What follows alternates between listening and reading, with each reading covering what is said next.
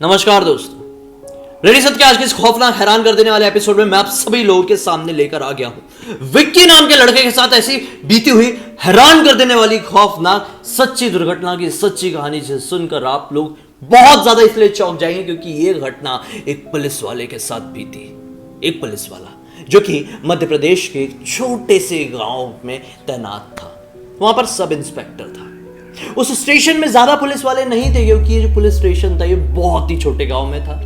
विकी के सारे परिवार वाले, सारे मतलब केवल 2 परिवार वाले उस गांव से और लगभग 35 किलोमीटर दूर के एक गांव में रहते थे। उसकी एक बूढ़ी माँ, हाल फिलहाल में उसकी एक औरत से शादी हुई थी जो कि अभी प्रेग्नेंट हुई थी। माँ अक्सर घबराती थी कि बेटा तो इतनी दूर नौकरी करने के लिए जाता है, मेरा दिल नहीं मानता है, मैं घबरा जाती हूं जब भी तुझे घर लौटने में ज्यादा देर हो जाती है। तो कई बार विक्की को तो नाइट ड्यूटी भी करना पड़ता था, तो माँ और ज्यादा डर जाती थी क्योंकि विक्की जिस गांव में नौकरी कर रहा था वो गांव बिल्कुल नॉर्मल नहीं था। बहुत ज्यादा सुनसान, बहुत कम लोग रहते थे, कई अजीबोगरीब वारदात होती थी, कई जंगली जानवर निकलते थे और काफी सारे लोग संदिग्ध तरह से वहां से गायब हो जाते थे। किसी को समझ में नहीं आता था कि ये सारी घटनाएं वहां पे होती कैसे। तो माँ के मन में एक अलग ही डर बना रहता था। माँ अक्सर अपने बेटे को बोलती थी कि बेटा, जब कभी भी अमावस्या या फिर पूर्णमासी की रात होती है तो ऐसी रात को अपनी नौकरी नहीं करना, छुट्टी लेके घर आ जाना, और ज्यादा ही परेशानी हो रही है ना तो एक काम कर, नौकरी छोड़ दे, हम कुछ और देख लेंगे। मैं नहीं चाहती कि तू इतने दूर के इलाके में जाके इतनी खतरनाक नौकरी करे। लेकिन बेटा जो कि आज के जमाने का था, यंग था, ऐसी चीजों पर ज्यादा विश्वास नहीं करता था। शायद वो नहीं जानता था कि उसकी जिंदगी में भी कुछ ऐसा घट सकता है जो कि किसी के साथ भी घट सकता है। जी हाँ दोस्तों, बहुत सारे लोग ऐसी चीजों पर विश्वास नहीं करते हैं, विक्की भी उनमें से एक था। अब क्या होता है, एक अमावस्या का दिन था, दिन तो पूरी तरह से कट जाता है। अब रात में घर लौटने में विक्की को लेट होने लगता है, काफी लेट हो जाती है। अब माँ का फोन आता है, माँ को समझाता है, माँ ज्यादा घबराओ मत, मैं वक्त रहते आ जाऊंगा, 12:30 से 1 बजे के आसपास घर पहुंच जाऊंगा, और खुशखबरी की बात यह है कि कल मैंने छुट्टी लेके रखा हूं। माँ खुश थी लेकिन घबराई हुई भी थी। अमावस्या की रात है, मेरा बेटा सुनसान इलाके से लौट कर आ रहा है, कहीं ऊंच नीच हो गई तो बहुत बड़ी परेशानी का सामना करना पड़ सकता है क्योंकि हर अमावस्या की रात को उस रास्ते में कुछ ना कुछ अजीबो गरीब वारदात होती ही रहती थी। लगभग 1 बजे का वक्त होता है, गर्मियों का मौसम था, यही जो अभी चल रहा है, अप्रैल मई का टाइम रहा होगा। पता नहीं कैसे मौसम बिगड़ सा जाता है। रात के 12 साढ़े 12 बजे के आसपास विक्की अपनी बाइक स्टार्ट करता है और पुलिस स्टेशन से रवानगी अपने घर की तरफ ले लेता है। वो रास्ते से बढ़ ही रहा था, रास्ते में घना जंगल, घाटी वाला इलाका पड़ता है। वहां पे अचानक से उसकी गाड़ी रुकती है क्योंकि उसका फोन बज रहा था। वो जेब से फोन निकालता है और फोन माँ का था। माँ को फिर से उसने समझाया, माँ ज्यादा घबराओ मत, खाना तैयार करके रखो, मैं वक्त पर पहुंच जाऊंगा, मैंने बोला था ना 1 बजे तक पहुंच जाऊंगा, मैं पहुंच जाऊंगा, टेंशन मत लो। ऐसा बोल के फोन काटने लगता है। बारिश हल्की हल्की गिरने ही लगी थी। वो सोचता है कि अब तेज चला के जाऊंगा भाई, सभी टाइम पे पहुंच पाऊंगा, नहीं तो माँ टेंशन में मेरी प्रेग्नेंट पत्नी को और ज्यादा परेशान कर देगी। वो बाइक स्टार्ट करता है लेकिन अचानक से उसको सामने की तरफ से बड़ा सा ट्रक आते हुए दिखता है जो जोर जोर से हॉर्न बजा रहा था। सोचता है ट्रक वाला इतनी बुरी तरह से हॉर्न क्यों बजा रहा है। अचानक से उसकी नजर पड़ती है ट्रक के बिल्कुल सामने आई हुई एक औरत पे, बड़ी ही खूबसूरत बला, इतनी खूबसूरत बला उसने जिंदगी में कभी नहीं देखा था। वो घबराया, ट्रक वाला नॉनस्टॉप हॉर्न मार रहा था, ट्रक की स्पीड तेज थी। वो औरत भी ट्रक के सामने शायद अपनी जान देने के लिए आई थी। वो तुरंत अपनी बाइक छोड़ता है, स्टैंड में भी नहीं लाता है, बाइक गिरती तेज से जाता है, बिल्कुल हीरो वाली स्टाइल में उस लड़की की जान बचा लेता है। ट्रक तो क्रॉस हो जाता है, ट्रक वाले को चिल्लाता भी है पीछे से, लेकिन रुकना वाला था कि ट्रक वाला नहीं रुकता है। अभी यहां पर औरत को चिल्लाना शुरू करता है कि क्या काम है ये, क्यों ऐसा कर रही थी, क्यों खुद का जान देना चाह रही थी। तब औरत समझाती है कि मेरी एक ऐसे घर में शादी हुई, बड़े धूमधाम से शादी हुई पहली बात तो, लेकिन लालची घर में शादी हुई। ऐसे घर में शादी हुई जहां पर मेरा पति, मेरे ससुर, मेरा देवर, मेरी सास सब मुझे मारते पीटते हैं और पैसों की मांग करते हैं। मैं बहुत परेशान हूं, बहुत ज़्यादा अत्याचार हुए मेरे ऊपर, मैं ऐसे लोगों के साथ और ज़िंदगी नहीं बिताना चाहती। मैंने अपने माँ बाप को भी समझाने की कोशिश की लेकिन मेरे माँ बाप ने ये बात कहकर टाल दी कि बेटा अब तुम्हारी शादी हो गई है, वो तुम्हारा घर है, तुम्हें ही हैंडल करना है, अच्छे से हैंडल करो, हम कितना हैंडल करें। तो ये सारी चीज़ों से मैं बहुत ज़्यादा परेशान हो गई हूँ, इस वजह से मैं अपनी जान देना चाहती हूँ। आपने बहुत बड़ी गलती की मुझे बचाकर, वो बोलता है, अरे तुम टेंशन क्यों ले रही हो, पुलिस वाला हूं मैं, इस इलाके का सब इंस्पेक्टर हूं, देखता हूं तुम्हारे घर पे चलकर 2 थप्पड़ लगाऊंगा ना सामने वालों को कि पूरी जो लालच है ना बाहर निकल कर आ जाएगा। बोलता बैठो बाइक में, वही बाइक में बैठ जाती है। अब तक बारिश तेज हो चुकी थी। वो बताती है कि मेरा घर ऐसे ऐसे रास्ते में। वो बोलता है चलो कोई टेंशन वाली बात नहीं, उसी रास्ते से थोड़ा आगे मेरा घर। उसको बैठाता है और आगे की तरफ बढ़ने लगता है। अब जैसे जैसे बाइक आगे बढ़ रही थी बारिश तेज होने लगी थी। खूबसूरत लड़की का वो खूबसूरत चेहरा उसको साइड मिरर से दिखाई दे रहा था। विकी जो कि एक एवरेज लुकिंग लड़का था, कभी जिंदगी में उसे इतने प्यार से इतनी मासूमियत से किसी लड़की ने नहीं देखी थी। अरेंज मैरिज हुई थी तो उसे ऐसा कोई एक्सपीरियंस कभी लाइफ में मिला ही नहीं था। वो लड़की जो कि ठंड से कांपने लगी थी, अपने कपते हुए हाथों को विकी के कमर में रखती थी। धीरे से विकी को उसने जकड़ ली थी।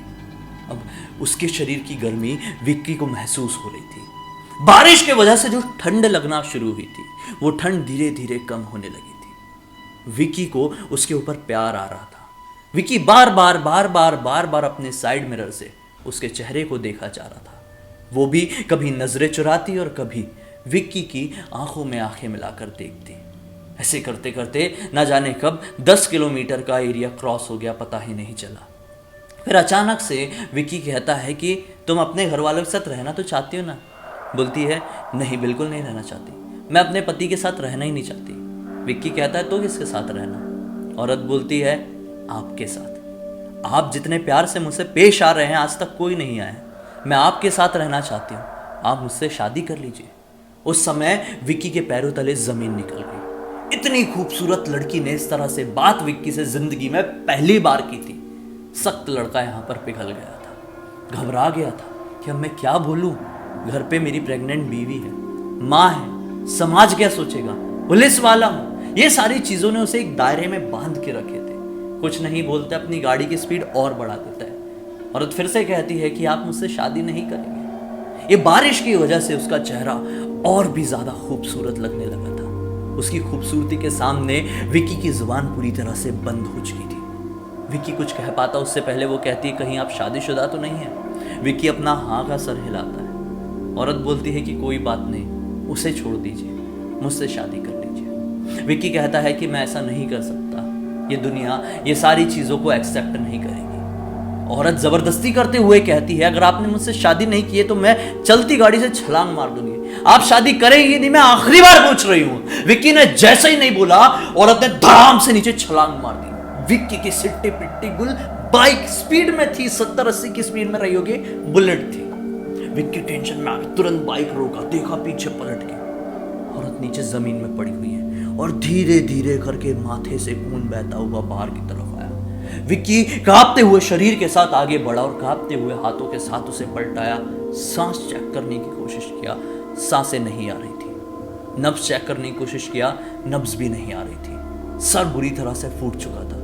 घबरा जाता है, सोचता है कि बड़ी परेशानी हो जाएगी अगर किसी ने पकड़ लिया तो कि ये औरत की मौत किस वजह से हुई है, मेरे कारण हुई है, परिवार की बदनामी होगी, नौकरी जाएगी, सब बर्बाद हो जाएगा। उस औरत को उठाते ही घाटी वाला इलाका था, बाजू में ही खाई थी, धक्का मार देता है। तेजी से आता है, अपनी बाइक स्टार्ट करता है और बाइक भगाने लगता है। अचानक से फिर से वही महसूस होता है जैसे इसको पीछे से किसी ने ऐसे जोर से पकड़ा, वही लड़की की पकड़। ये घबरा गया, मिरर को ऐसे चेंज करके देखा, पीछे कोई भी नहीं था। इसी गाड़ी डिसबैलेंस हुई और ये धड़ाम से नीचे जाकर गिर गया। पीछे कोई नहीं था तो पकड़ा किसने? टेंशन में आ गया, उतरा तो देखा, मतलब गिरा, अभी खड़ा हुआ, बहुत जोर से तो नहीं लगी, खड़ा हुआ देखा तो वो औरत एकदम लहू लुहान सर के साथ वहां पर खड़ी और वहीं से चिल्लाकर बोल रही है मुझसे शादी करोगे या नहीं, वरना मैं यहीं पर मर जाऊंगी। घबरा जाता है, भागना शुरू करता है, मुझसे शादी करो, मुझसे शादी करो, मुझसे शादी करो। दौड़ते दौड़ते उसके पीछे भागने लगती है। विक्की की किस्मत अच्छी थी कि वो एक ऐसे इलाके में पहुंच चुका था जिस इलाके में अब 1-2 घर दिखना शुरू करते। पहले ही घर में भागते हुए जाता है, जोर से दरवाजा धड़ धड़ धड़ धड़ धड़ खटखटाता है और अंदर से एक लगभग 70-75 साल का आदमी दरवाजा खोलता है। आदमी को वो कुछ नहीं कहता, डायरेक्टली घर के अंदर घुस जाता है। ये पुलिस की यूनिफॉर्म में था इसलिए आदमी भी ज्यादा डरता नहीं है। अब क्या होता है, जैसे ही विक्की उस घर के अंदर पहुंचता है, आदमी बोलता है कि पानी वानी पिए और बताओ क्या परेशानी है। विक्की सारी बात उस वृद्ध आदमी को बता देता है। वृद्ध आदमी जो उस इलाके में काफी समय से रह रहा था, उसको एक एक चीज पता थी उस खौफनाक जगह के बारे में। उस आदमी ने बताया कि दरअसल उस औरत का नाम सोनी था। वो जो औरत थी वो काफी समय पहले, मतलब लगभग 7 से 8 साल पहले इस हाईवे में ट्रक के सामने आकर अपनी जान दे दी थी। उसको सारे लोग जानते थे, उसका घर ज्यादा दूर नहीं है, थोड़ी आगे ही है। उसके परिवार वाले उसे दहेज के नाम पे प्रताड़ित करते थे। जब से वो मरी उसके 1 साल बाद से वो लोगों को इस रोड में दिखाई देने लगी। जब भी कोई आदमी गुजरता उससे लिफ्ट मांगती और अपने घर तक पहुंचने की कोशिश करती, और जब भी कोई आदमी उससे प्यार से बात करता तो उसके सामने अपनी शादी का प्रस्ताव रख देती।